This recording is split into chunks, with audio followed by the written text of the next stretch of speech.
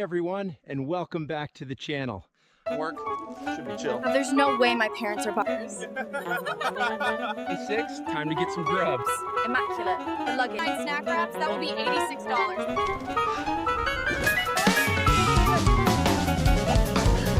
Let's trust the process. But no!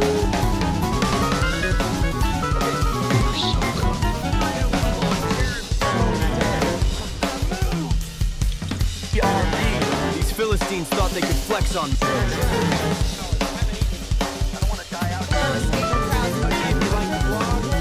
Light pickup in the itinerary. We can't do our fuck bang without honey mustard.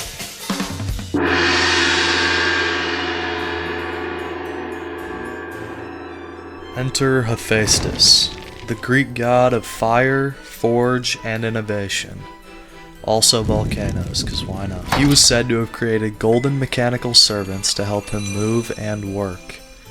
These beings could think, speak, and carry out tasks, essentially intelligent automatons, or the first idea of the concept of a robot. The golem is a legendary creature from Jewish mysticism, created by Rabbi Judah The golem was made from clay and brought to life using Hebrew letters or divine names. Its purpose was to protect the Jewish community from persecution, but the story often ends with the golem becoming uncontrollable, a warning about creating power without foresight. In the 3rd century BCE, the Taoist text, Liezi, describes an engineer named Yan Shi, who presented a life-size artificial man to the emperor. The figure could walk, sing, and even flirt, but when the emperor took it apart, he found artificial organs inside, showing that it was purely mechanical. So how do these stories connect? They don't. In 1950, a British mathematician, Alan Turing, posed a profound question: can machines think? He introduced the Turing test, a way to measure a machine's ability to exhibit human-like intelligence. I'm not going to try to explain it because I don't know how it works. Just 6 years later, in 1956, the term artificial intelligence was coined at the Dartmouth Conference, led by John McCarthy, not to be confused with Joseph McCarthy. Smart people got excited that artificial intelligence was coming in the next couple decades, but then they forgot about it, and they went back to being racist. After that, up until about the 70s, people saw optimism in funding because these programs could solve math problems and play games like chess, but they couldn't really handle real-world complexity, and by the 1980s, hype had turned to disappointment. Progress stalled and funding dried up. This is what is known as the first AI winter. Fast forward to the 1990s and 2000s, a new approach started gaining steam: machine learning. Instead of hand-coding rules, machines could learn from data. And in 1997, IBM's Deep Blue made history by beating chess world champion Garry Kasparov. It was a wake-up call. Machines could master human skills. Deep learning, a technique inspired by the human's brain neurological networks.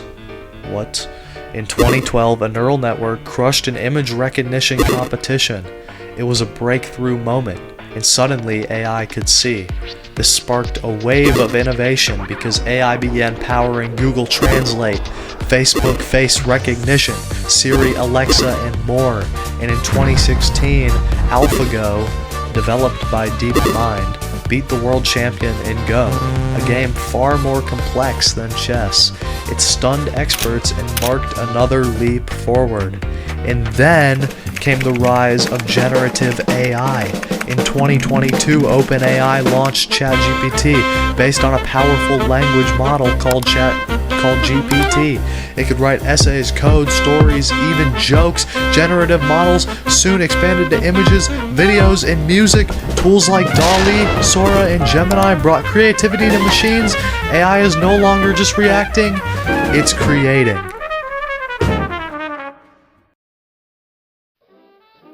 Are you not entertained?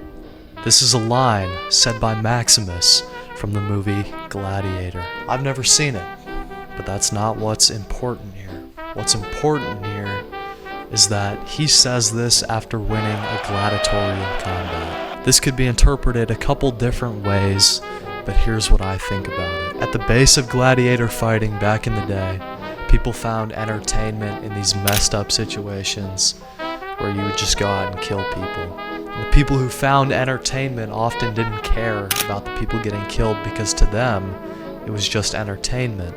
The point I'm trying to make is that people don't really care about the entertainer, but they care about the entertainment that they themselves are receiving. It doesn't matter to them whether a gladiator's been killed or not because they served their main purpose, which was entertaining the viewer. Now what if theoretically the movie Gladiator was created entirely with AI? Obviously it wasn't, but just go with me here. A classic movie that pretty much everyone loved would now be probably hated, maybe protested even. But the thing is, nothing about the movie itself changed. Everything is still the exact same except for the idea, the fact that it was created by a computer or an AI. If you showed someone the movie and you didn't tell them it was AI, they'd probably enjoy it just as much as everyone now because they can't tell. So why is this the case? Why do people not like AI in entertainment? Why is this a problem for everyone? You wanna pull some animatronic bullshit on me? Hey, I got something for your fucking ass, bro. Chat clip this. It's morphin' time, Big Bird. If you've been on the internet the last couple weeks, I can almost guarantee that you've seen one of these videos. If you don't know, these are created with Google's VO3, which can do native audio generation, synchronized dialogue, background sound effects, built-in cinematic quality, realism, and prompt adherence. Supports up to 8-second clips ideal for platforms like YouTube Shorts and Canva. All of these are new features that come with VO3, and all you need to make these videos is a subscription, which is insanely cheap compared to the manpower it would take to actually make these videos. Even just 3 years ago, you'd need a whole team, a lot of money, you need to be smart to make these sort of videos, but now, and if you said that AI videos were around 3 years ago, no, they weren't. What I'm trying to say is that it's really easy to make these goofy videos. And let me tell you, these videos are funny, man. They are funny. When Bigfoot is trolling humans with the Yeti and he's like going to McDonald's. So those humans I talked to, they said they won't tell anyone. Had to cut that part out for reasons. When the stormtroopers are like yelling at each other like Brad can't fix the damn ship. Yeah, I'm laughing. I don't care. It's funny. They're cracking jokes, I'm cracking up. And I don't know, maybe it's because I like these videos on TikTok, but I keep seeing more and more show up of different things. And to be completely honest, this genre doesn't really bother me as much as it does with some people. And I think I know why it doesn't bother me and most people as much as something like a glass cutting video would. Nobody is out there in the woods doing it like Bigfoot, right? Nobody's going out there with their selfie stick, dressed up as a Yeti or Bigfoot, acting like the outdoor boys. Nobody's actually doing that. So nobody really has any complaints because it's its own new genre and it's not taking anyone's job that was already there. It's a completely separate new genre from stuff we already have. And it's popular because it's funny, it's goofy, it's fun to watch and have a little laugh at what this guy's doing. It's wacky, the stuff he gets up to, man. But there is a problem. While it is expanding into a new genre that doesn't really cause as many problems, it's also leaking into old genres that people actually have jobs for. It has the capability to do things that people just can't do, so people are migrating to this content because it can't be done by people already doing this. Say for example, the ASMR glass cutting videos, right? You can't cut glass and make that sound, it just doesn't It doesn't work like that. But what it does do is it takes away from the people making ASMR videos. Let's say, for example, a new ASMR creator or someone trying to get into it is going to have absolutely no chance against someone who can just generate one of these videos that sound and look 10 times better than a newer creator who's just trying to get started with a low budget. The worry with how fast AI is getting better is that it'll eventually overpower all of even bigger creators, and everyone in that field will be out of the market, out of a job. Going back to this point again, 3 years ago, everyone laughed at how AI made videos, but oh my god, nobody could have expected how fast it would actually get good. When I was on the gram a couple weeks ago, I'm scrolling my reels, I'm having a good time, and I come across a post from a woman named Mia Zelu. Believe it or not, this is an AI woman, I believe, with 90,000 followers, and everyone in the comments is glazing her up like crazy. And I gotta admit, some of these pictures do look absolutely ridiculously real, and they could have just been pulled off Pinterest, and I don't know, but some of them are a little more clear if they're AI or not. But I could totally see someone that doesn't have a good eye for the AI. I could totally see how they would see something like this if they're just scrolling by and they're not looking for it. I could totally see how they would fall for it. Alright, here's how you can notice AI in photos. Here's what I do. Here's things to look for. So basically you can usually notice some things right off the bat, like messed up hands or gibberish languages, but some are not as obvious. Some features can look plasticky and textures can be inconsistent, but the background is usually the most telling in my case, or what I've found. There's something about the background that's kind of blurry, it's kind of weird looking, it doesn't really make sense, it's like out of focus, but not what an out of focus picture would look like. It just looks a little off, and it doesn't look real. And light can also do some weird things in the background. Things can look, rough, simple. And if you know what to look for, you can probably tell within a couple seconds if the photo is AI or not. And like I said, we might actually be at the point where I cannot even tell. I'm looking for all these things and they look honestly real to me. I don't know. They could be actually real.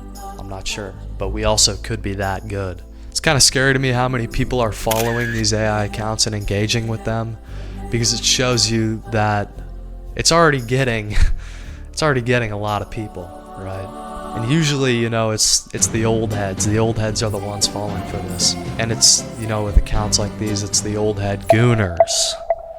And speaking of gooners,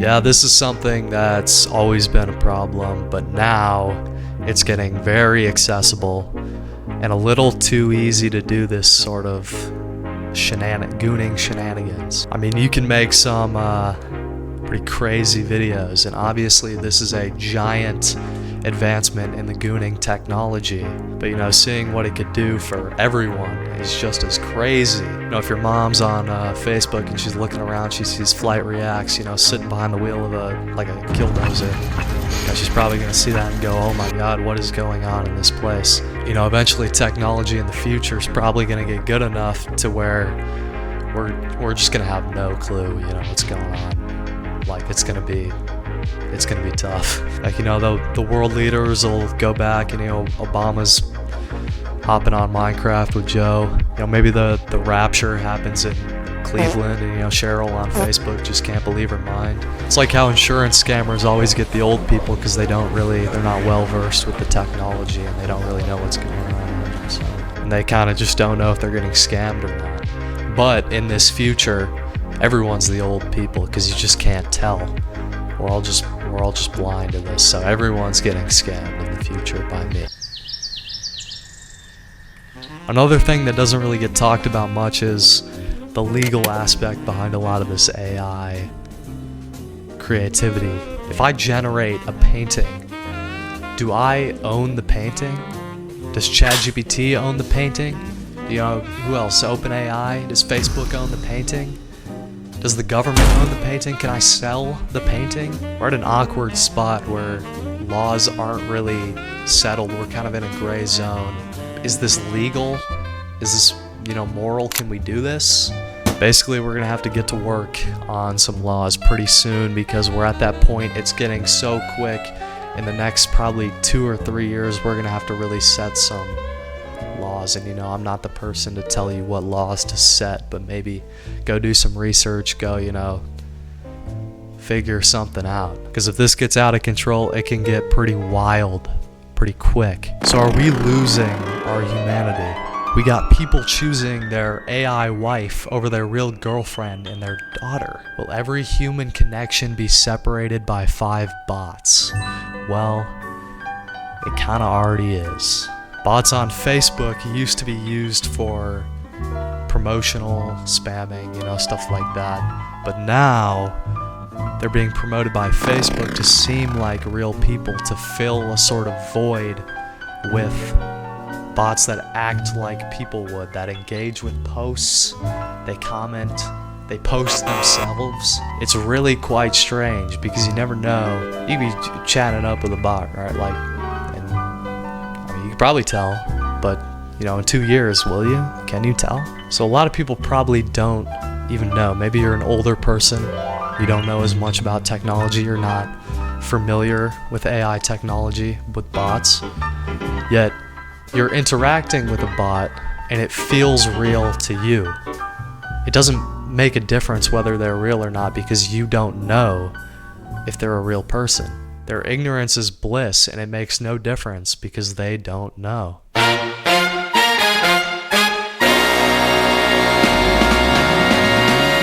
In Inception, at the end of the movie, the camera cuts before we find out if the main character is living in a dream or not. A lot of people want to know if it's real or if it's not, but to me, that's not the point of the movie. The point is that we don't see because it doesn't matter. To the character, the world he's in is real, and it doesn't matter if the top stops spinning or not.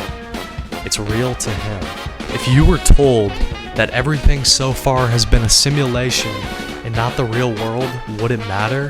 If you were told that everything so far in your life has been a simulation and not the real world, would it matter? Everything you have is in this world, and even if it isn't truly real, it's still real to you. If your favorite song or your favorite movie was created entirely with AI, would it change your view of that thing? Is it a crime to be entertained by AI? What if I told you that the entire history of the AI section was written by ChatGPT in this video? Would it change how you felt, what you learned, and what you thought of while watching? Did it feel artificial? Do you feel tricked? Maybe you think that's okay because it was just straight facts and information and you can't change the truth in any way, so maybe it was just a helpful tool for doing research. What difference does it make if you didn't know? Well, what if I told you theoretically that this entire video was written by AI? The music generated from a prompt, the visuals given by ChatGPT. Is it unethical to enjoy? So let me ask you again. Are you entertained?